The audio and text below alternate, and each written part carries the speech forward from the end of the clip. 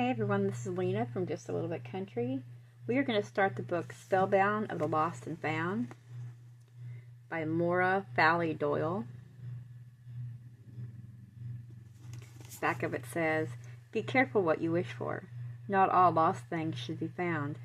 One stormy Irish summer night, Olive and her best friend Rose begin to lose things.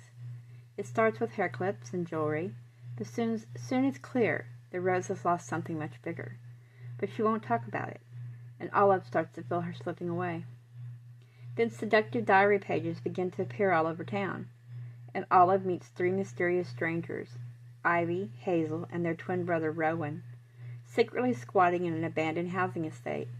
The trio are wild and alluring, but they seem lost too, and like Rose, they're holding tight to painful secrets. When they discover the spellbook, everything changes. Tattered and ancient, it's full of hand-inked charms to conjure back things that have been lost. And it just might be their chance to find what they each need to set everything back to rights, if they're willing to pay the price.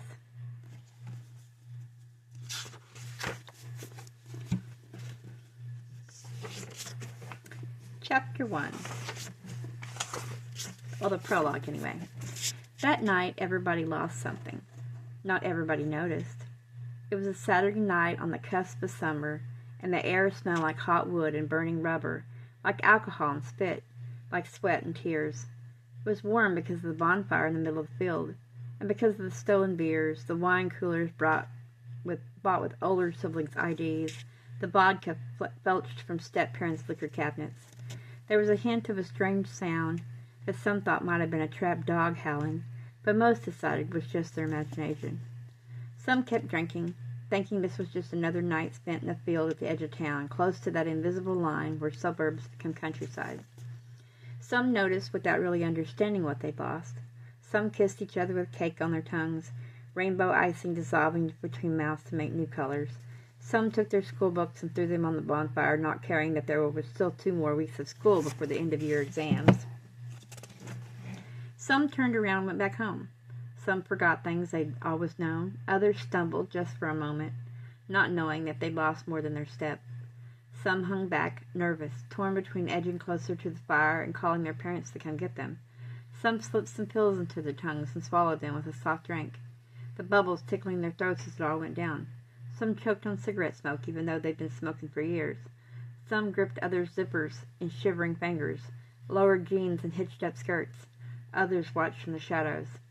By the time the fire had burned down to glowing ashes and a pile of charred wood, when everyone was dreaming deep in their own beds or lying through wine-stained teeth to their parents, or getting sick in their best friends' bathrooms, or continuing the party in someone else's house, apart from the few who passed out where they sat, there was nothing left in the field but the things we had lost. Olive, Saturday, May 7th. Lost. Silver, star-shaped hair clip, jacket, light green, rip in one sleeve, flat silver shoe, right scuffed at the toes. Daylight is only just touching the tips of the trees when the bonfire goes out. I'm leaning against the bale of hay upon which someone I don't know is sleeping. I roll my head over to look for Rose, who I was sure was sitting, legs flayed on the ground beside me. The grass is mostly muck at this point, beaten down by the many pairs of shoes and feet. My own feet, bare, the nails painted a shiny metallic green that doesn't show up in the morning darkness, are dirty. So is the rest of me. Rose isn't here. I call out for her, but nobody answers. Not that I expect she'll be able to.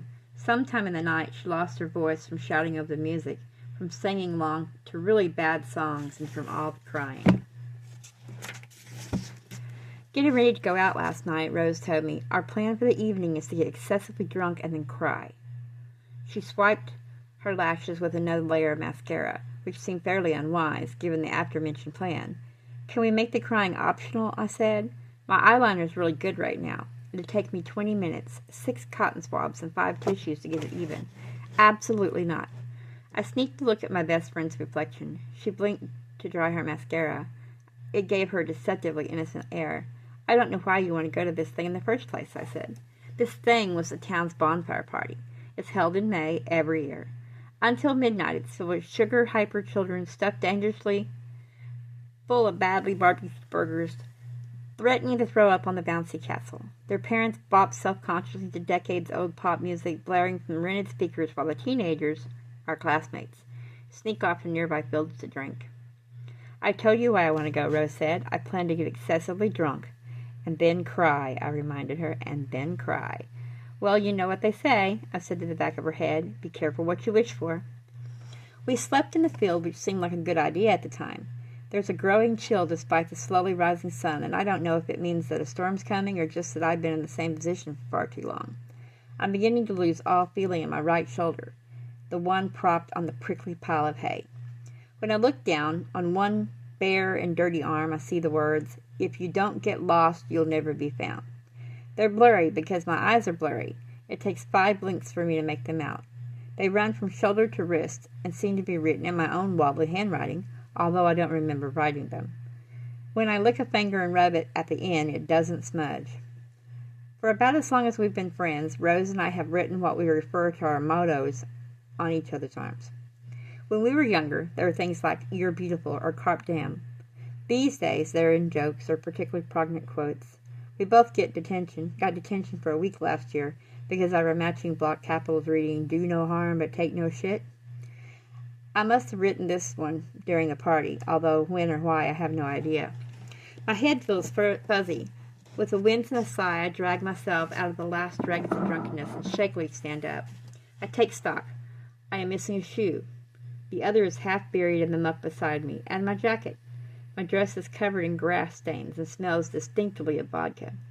I have the beginnings of an epic headache forming, and I seem to have lost my best friend. "Rose," I call. "Rose!" The boy on the hay bale switches and twitches in his sleep. "Hey," I say to him loudly. I poke his shoulder when he doesn't wake up. "Hey!" The boy opens one eye and grunts. He has dirty blonde hair, a stubbly chin, and an eyebrow piercing. I vaguely remember dancing with him last night. He squints at me. "Olivia?" he says hesitantly. "Olive." I have absolutely no idea what his name is. "Have you seen my friend?" "Rosalind," he says. "Rose." "Olive," he says, sitting up slowly. "Rose." "Yes," I said impatiently. He is clearly still very drunk. "Yes, Rose. Have you seen her?" She was crying. I pick up my shoe and shove it on my foot, figuring that one shoe is still better than none. I know. That was our plan for the evening. Did you see where she went? Your plan? I scan the field for any sight of her. There's a blue denim jacket crumpled up on the ground not far away. I take it, because I'm beginning to feel very cold.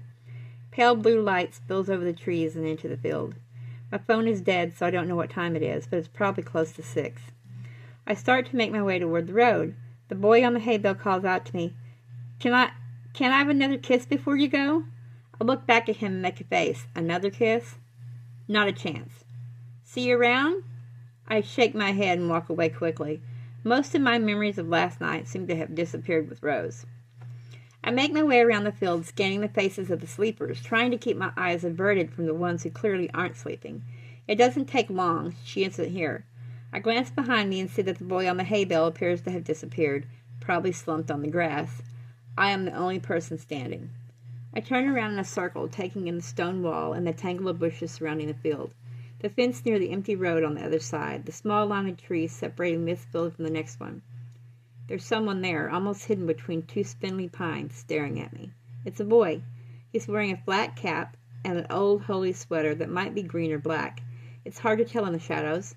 He has a lot of brown curly hair under that awful hat and is wearing thick black framed glasses. He has 100 freckles on his skin and a guitar slung over his back. He looks like a cross between a farmer and a teenage Victorian chimney sweep. He is unmistakably beautiful. Before I have time to break his gaze, he turns and walks away, and I lose him between the trees. I look down at myself, at my dirty dress and borrowed denim jacket, at my one bare foot and my grass-stained legs. I could be Cinderella, if Cinderella was a short, chubby, hungover 17-year-old with smudged makeup and tangled hair. And while I'm very glad that I don't have a dead father and an evil stepmother, I'm not entirely sure how I'm going to explain my current state to my parents when I get home. I try in vain to smooth the correct creases out of my dress and reach into the bird's nest of my hair to pin it back with a silver star-shaped hair clip. I tied it up with yesterday, but either my tangles have eaten it or I lost it sometime in the night. My bike is where I left it, chained to the fence by the side of the road. but it takes me several tries to unlock it because my hands don't seem to want to work properly and my brain feels increasingly like it's trying to turn itself inside out. When I clamber on, my bare foot sticks uncomfortably to the pedal. I pass a grand total of 3 cars and 1 tractor on the road into town. The clouds above me are getting very gray, almost as if the dawn has changed its mind and wants to revert back to night. My dress blows up in the breeze, but there's no one around to see, so I keep both hands on the handlebars, and I try to ride steadily. Under the sleeve of my borrowed denim jacket, I can see the tail end of the sentence written there. It'll never be found. It comes back to me in a flash. Rose in my bedroom last night, staring at her reflection in a vanity mirror while pouring generous measures of cheap vodka into a bottle of Diet Coke. She said, "If you don't get lost, you'll never be found." We drunk a fair amount of the vodka already, and her words were slightly slurred. At this rate, I said to her, the only thing we'll lose tonight is the contents of our stomachs.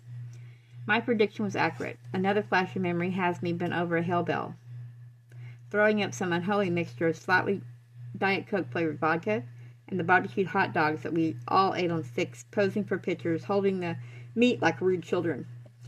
My stomach lurches at the thought, and I have to pull over to the side of the road to throw up again. If you don't get lost, you'll never be found. I cling to a low stone wall by the side of the road like a lifeboat and sigh. Without warning, it begins to rain. Fat drops fall on the mess of my hair, darken my jacket, and hit the dry roadside like cartoon tears. Splat! I have to blink them out of my eyelashes. I sigh again and drag my bike from the ditch. I rode home through pounding rain and with a pounding headache. Maybe it's that I drank too much and I remember too little about last night. Maybe it's that Rose left without me. Maybe it's what the blonde-haired boy said about another kiss. Maybe it's the beautiful boy I saw at the edge of the field looking like he lost something. But I feel like I might have lost something myself, and I have no idea what it is.